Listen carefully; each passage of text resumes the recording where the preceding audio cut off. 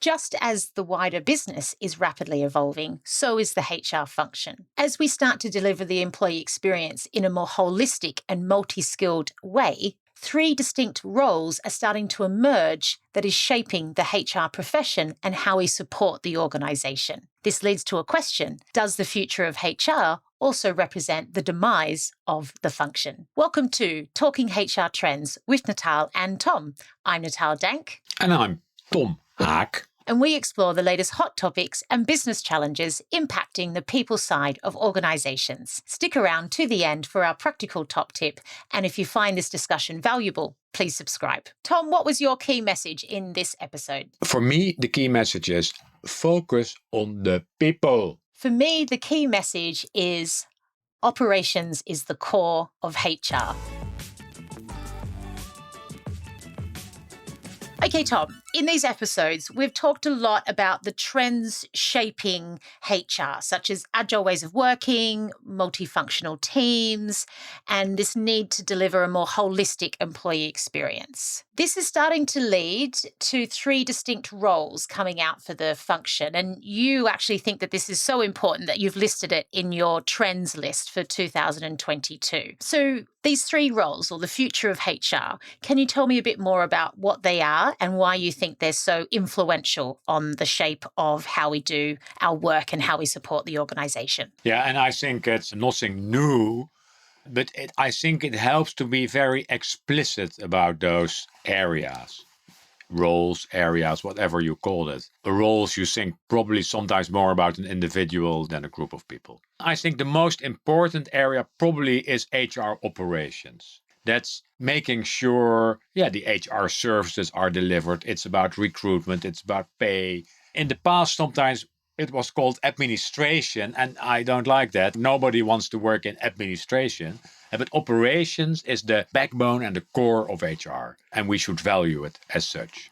Come back to that. The second area is, you could say, the HR strategist, the role as a strategist, or we sometimes call it the architect. Those are the people that are close to, let's say, the organization and are close to the issues of the organization and know, okay, how can we, from a people and culture perspective, what can we do to help solve those issues or help make that strategy happen? We don't need many people, generally speaking, in that area. And the third is sometimes called people success, helping people to do their work better and maybe even broader than just their work, helping people to do things better at work and maybe also in private life. You mentioned in your introduction, you talked about how HR can contribute to the organization. I think that's already maybe too narrow. It's not only contributing to the organization, it's also helping people. And that's sometimes a different area. The objectives of people and the objectives of the organization are not necessarily aligned. And let's not assume they are aligned. So there it helps to make them distinct roles. We are here in People Success to help you to do your work better or to help you to organize your life in a better way. And we're not always considering whether it's good for the organization, yes or no. You are our prime focus here. In many organizations, that's not the case. If everything is fine and everybody trusts each other, etc., in the ideal world, it's not an issue. But in many organizations, if I say, Natal,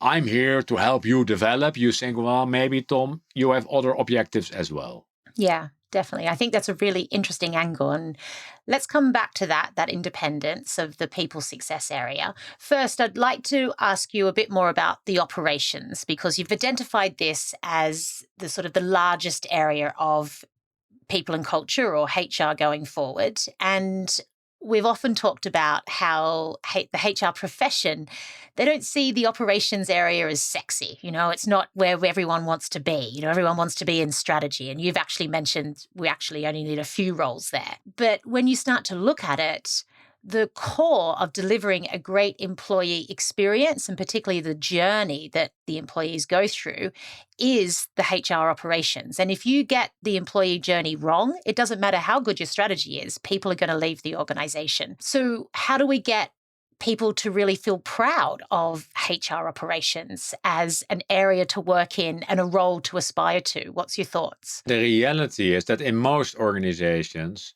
HR is HR operations because people's success often does not really exist. And well, HR, the HR strategists, they are not there either. So it is HR operations. It helps if you want to be there. Yeah, I'm here, but I want to be somewhere else. That's never a good starting point. But you often see that. Yeah, I'm in operation, but I want to be in management. I want to be in strategy. Maybe you can look at what do we need in terms of skills in the operation area. And that's also about its IT, because many things can be automated. It helps to have a good understanding of IT and the possibilities of technology. It's also about hospitality and service. It's how can we do things faster? How can we do them better? How can we really deliver a fantastic experience? Well, that skill sometimes in HR is a little bit scarce. So it helps to have those skills as well. Technology, IT, really creating an experience. And there might be other skills as well. So I think that helps. Maybe different people in that area. Well, as you're speaking, it made me think about that. Also, possibly we need to move beyond operations just being, it's the, as you said, it's the more administrative part, or it's the processing of the contracts, or it's the answering the employee questions that come in. Because the more holistic we see the employee journey and the employee experience and how the whole of the operations delivers that, so it is multi-skilled, it's multifunctional, and actually it requires great workplace tech, great digital skills, great data analytics skills. So possibly we're actually maybe, I don't know, just even not positioning it in the right way in our profession for people to value it. Most client contacts, internal client contacts, are from operations. But also there, sometimes not the best people were put in the call center, for example. But there you need the people who really can interact with people, can help the people understand what the issues of people are. Today, often the first layer, of course, is the employee portal, the chatbot. But if things become more complex, you need people in a service center that really can help. And you need high-level people there as well. And the jobs are fantastic. I know, it's kind of the front office, isn't it? Or the front of house. So I like that kind of comparison with hospitality. And you've got to be able to talk to people, listen to people, have great conversations. And there's a real skill in that. You've also mentioned the people success area, and you've perhaps controversially called out that the people success is there for people, not just the organization. So, and that actually maybe the interests of people could be put forward before the interests of the business, or that they're separate. So tell me a bit more about this independence. Why do you think it's so important? And why do you think it needs to be kind of included as a distinct thing? Because obviously it doesn't exist at the moment. I'm getting a feeling from the way you're talking about it. As you say, it always causes a lot of discussion, and always people say, yeah, everything needs to be integrated and aligned. And I'm not so much from alignment and integration all the time. And of course, in the ideal world, again, the objectives of people and organization are aligned and they all want the same thing. But we know that's not true. Organizations say we want to focus on the people, but often they are not showing it. People are different, and objectives of people are also different. I worked in the past in an accountancy organization, and there, yeah, the kind of assumption was that all the junior people wanted to become partner. It was even a kind of taboo to say that you didn't want that, because if you said, I don't want to become a partner, you were not hired. So everybody said, I want to become a partner, I want to grow in the organization. At the same time, people knew it was not possible for many people because it was up or out. So it was also a little bit strange. But there were people who said, well, I want to work here a couple of years, learn a lot, and then start my own business. If that would not have been a taboo, and people could have expressed that, and the organization would have said, well, here's Natal, and she will help you to realize those goals. And not because it's good for us, but because it's good for you. And she will not report back to Tom all the time saying, oh, yeah, it's not going good. No, she's there for you.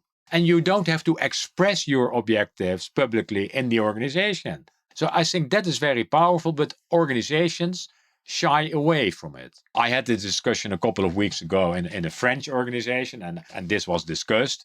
And people said, yeah, but then people are going to want strange things. One of the participants said, well, I worked in an organization, he said, where everybody had the budget of, I think, €2,500 for their own development. That was an organization of around 800 people.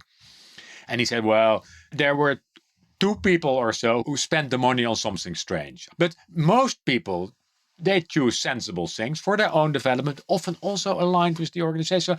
So people are not stupid. It's that adult to adult kind of relationship, isn't it? And trusting people to make great decisions if they've got the right information.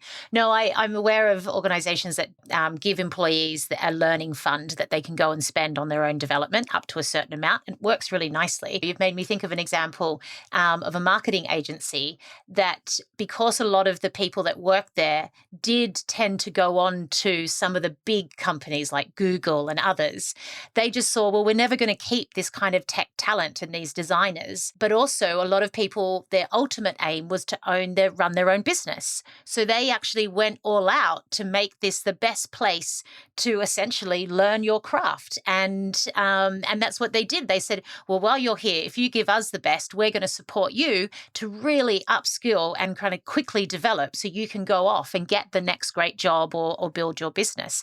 And people loved it. They saw this as such a valuable place to work. So I think you can position it differently. But let's not judge it. The judgment often comes in quickly. Is it useful for us? Hey, why do you choose that? And that is strange. And oh, that's remote from. But let's not judge it. No, it's interesting. It's also, I think that independence is also how we can get people to be the advocate for ethics and diversity, equity, inclusion, and some of the topics that we have talked about as well, isn't it? So if there's a bit more independence in that people success area, then they can call out, bad behavior as well, because they don't have to sort of appease the management as much as they have in the past. Yeah. Excellent. Well, thank you so much for that, Tom. And people can read more on that trend in your HR trend report for 2022. Let's look at our practical tip. And to get comfortable with these three areas or three roles of the future, which is people success, people strategy, and people operations,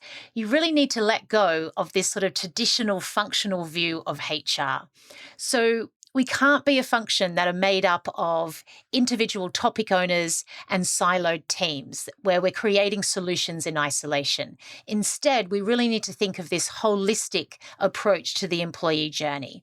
So what are the operations that deliver the journey throughout the organization? What's the strategy that builds a great experience? This is a multi-skilled, multifunctional view of work. Then start to think about where your skills and your role fits in delivering that journey and how you can make a contribution. And the key message is don't get caught in between. You need to choose one area. So have a think about it. If you love delivering great service and thinking about that holistic employee experience and journey, then operations might be for you. If you're more the architect or the designer, then possibly people strategy. And then if you're all about the advocate and the activist and you want to represent people and you really enjoy representing and working with people in that more coach way, then possibly people success. Have a think and don't get caught out. Thanks for joining us today. This is Talking HR Trends with Natal and Tom. If you found this discussion valuable, please subscribe. Have a great day.